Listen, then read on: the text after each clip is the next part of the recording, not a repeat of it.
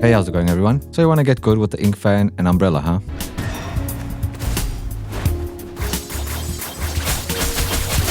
Well, maybe I can help you with that, even if it's just a little bit. So I'm going to start off with explaining the whole weapon and the umbrella pairing. So if you already know how all that works, then just skip ahead to whatever interests you. So let's start off with the ink fan. So we have our light attack and heavy attacks, our light and heavy charged attacks, and our airborne heavy attack. Our Windwall ability, which we have 2 stacks of, and will block most incoming projectiles, while also boosting our own without having to shoot through the Windwall. Our knock-up ability, which will dash forward, knock up the enemy, allowing us to follow up with our heavy attack, for example, and the same applies to our light charged attack. During the dash, a clone will be left behind for about 5 seconds,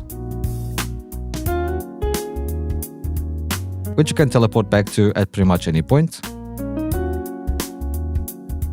Now introducing the DPS umbrella, so light and heavy attacks,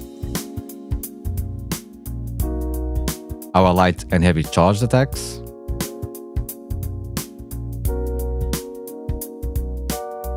our first ability being our stun, and second ability which will make our umbrella follow us while attacking the enemy. To gain access to this ability, we need at least 50 dew, which we can get by attacking enemies with the umbrella, while our light charged attack will accumulate dew a lot quicker.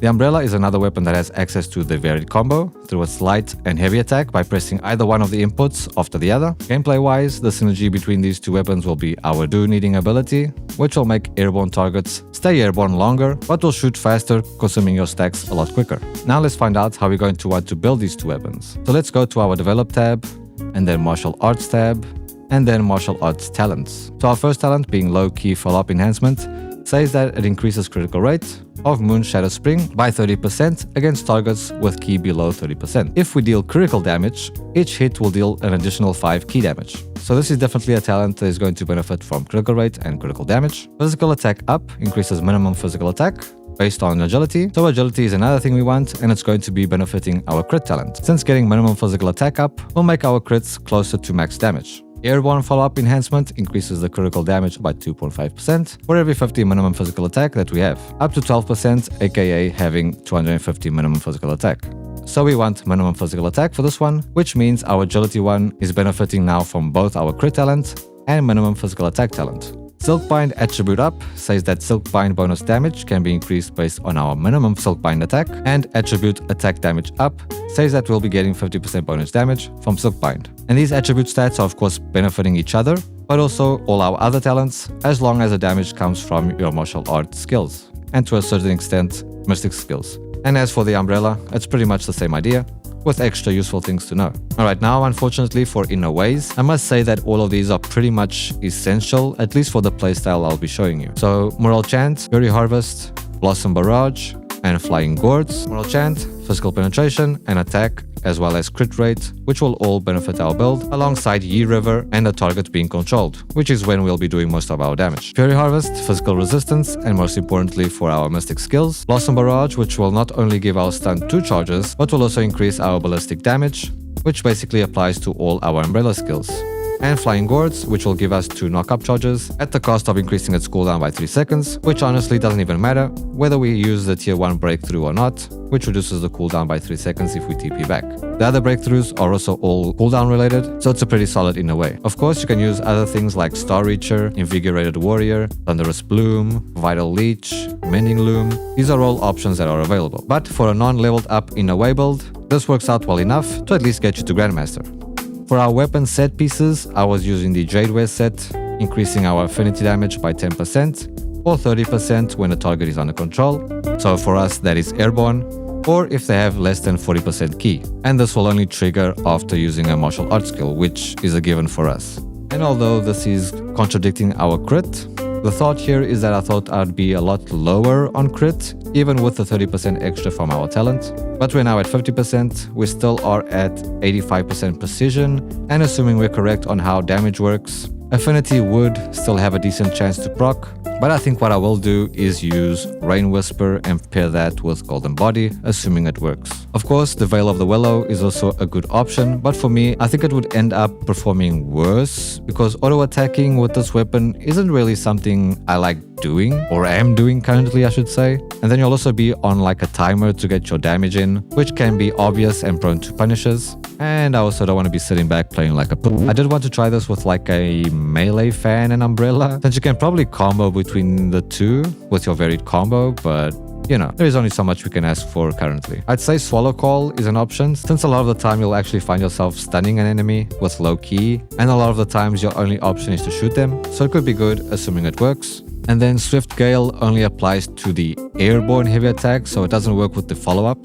And Hawkwing, if you run Bitter Season or like using Dragon's Breath, you can make it happen, but again, we're going against crit, which is fine for now, but will get trickier late game. And I'm not sure for how long, but it had to be the majority of matches. I wasn't even using a set piece, because I had this shit equipped, so yeah.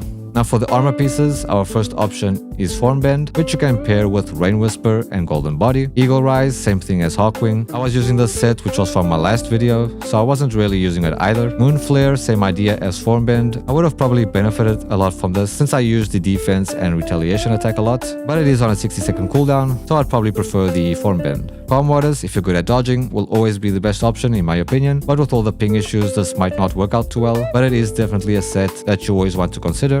Same idea with Agile Steps, if you can parry, which you usually get at least one parry out before getting hit, but of course the better you are, the better the set will be. And Flawless Defense is also a very solid option in my opinion. Now for the fun part, and I'll intertwine this with Mystic skills since it's all part of the same puzzle.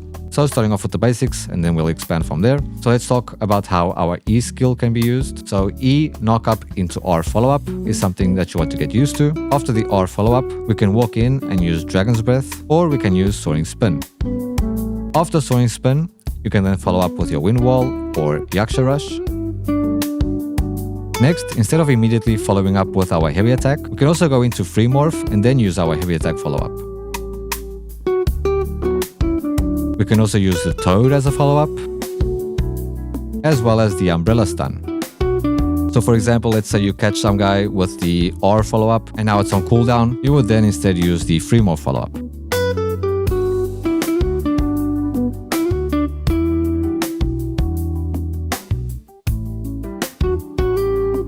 And for our Windwall, it's good to know that it does do damage, so if you're just a little bit short, it will make a difference. And it's of course good to block most projectiles or create space between you and your opponent, and even cancel some of their attacks.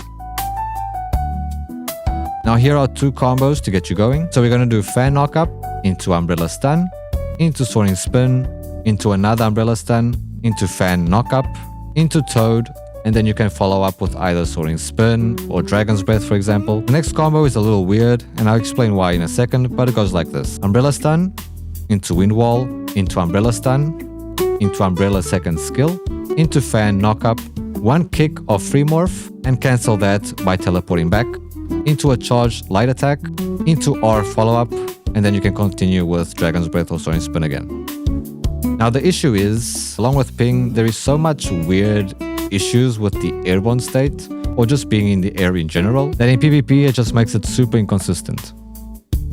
So since now the Windwall blocks you when you TP back, it'll make it so the hit from the tornado is pretty much instant. You can also do it without the wall, but you will be losing out on the ballistics. If they do fix the wall bug, then it's possible that we might need tier 4 Gourd, since it reduces our light attack charge speed. The Free Morph kick is meant to make your target go higher, to buy you time, but maybe sometimes that works against us, or maybe if your Umbrella strikes at the wrong time, it could mess it up, but it's a cool ass combo that is worth knowing. Another thing that is worth knowing is what you saw in the thumbnail. So the idea is to jump above your Windwall and then press Q, and then follow up with an ability.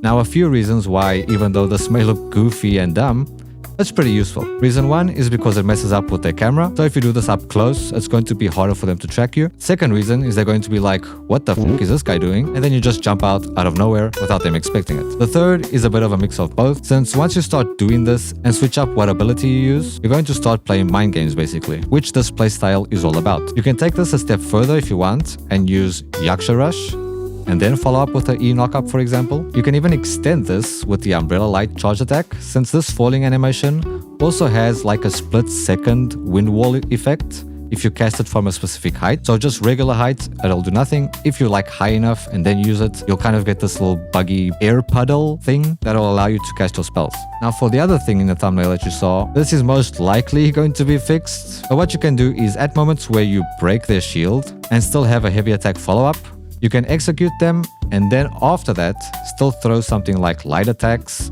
to proc, for example, something like Veil of the Willow, and then use your heavy attack. Another situation where this will happen is if they Serene Breeze while airborne, allowing you to basically instantly teleport to them and use the air combo. Not sure if there is any potential follow-up that you can do after this, since it's kind of a niche thing to train in these conditions. So now let's talk about how we might want to play this alongside some extra tips and useful things to know.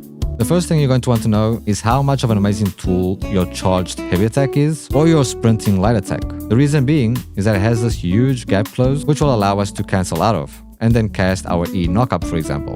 And once you start getting more comfortable with this, something like charged heavy attack into sidestep with Yaksha and then use our E knockup. Or if your opponent is aware or likes blocking, then we can use the charged heavy attack into Yaksha Rush instead. We can also use Meridian Touch and then follow up with our knockup or Windwall.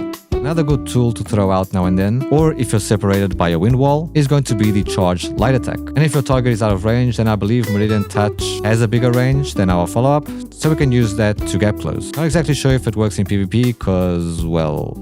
Next, our E ability and how useful that can be, especially the teleport. So outside of mixing it with a gap closing mystic skill, just general use of this is so good to constantly be escaping from your enemy, and it's basically what enables this cat and mouse gameplay. And it's important to know that this ability is extremely good against any super armor, knocking your opponents right out of them. You must then get used to other abilities, so for example, you might want to be careful against Wolf-like Frenzy, since if you do it at the wrong time, they can still catch you. Same thing applies when using this to dodge something, since they might use something that will be able to track you. It can also be used if your opponent is using something like Cloud Steps, for example. Next, your Windwall will serve 4 main purposes. First, it's going to enhance our ballistics. Second, blocking projectiles. Third is blocking your enemy, which in some situations might save you from certain attacks or even prevent them from engaging. And fourth is of course our ability to stand on it to potentially catch our opponents off guard. And don't forget that it can deal damage. So the combo I'm getting used to doing is somehow engaging or simply catching them with the E knockup, doing the follow-up soaring spin into Windwall, which will knock our opponent back,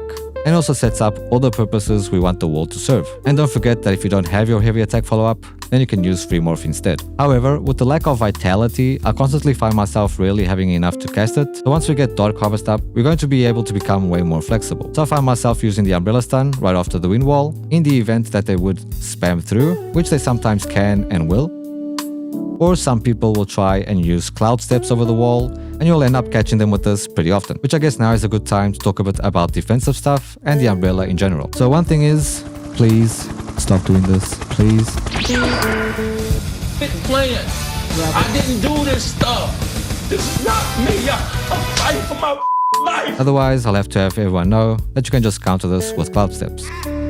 Which now that I think about it, you might be able to counter that with Guardian Palm, but forget I said that. Instead, you can just create a Cloud Step counter and counter it with just shooting a few needles, immediately drop down and try catch any engage with the Umbrella Stun. So another cool thing about the Umbrella is that you can avoid a lot of attacks, even if your enemy is directly below you. One counter to this is the Strategic Sword and Ping. You can also use this, however, to avoid getting executed.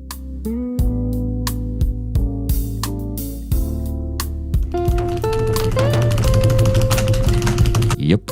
However, you can counter this with Meridian Touch. So again, just a few needles, and then you can counter both Cloud Steps and Meridian Touch with Free Morph. The timing on this is super strict, so you kind of have to already expect your opponent to do it. Now for the Umbrella's second ability, there are 3 situations where you want to throw this out. One is when you're going to be doing your combo. Second is going to be when your opponent is about to engage on you.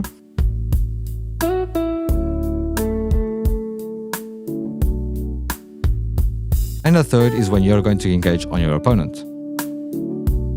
Do not waste this thing for any other reason, as it can make the difference between a win or a loss.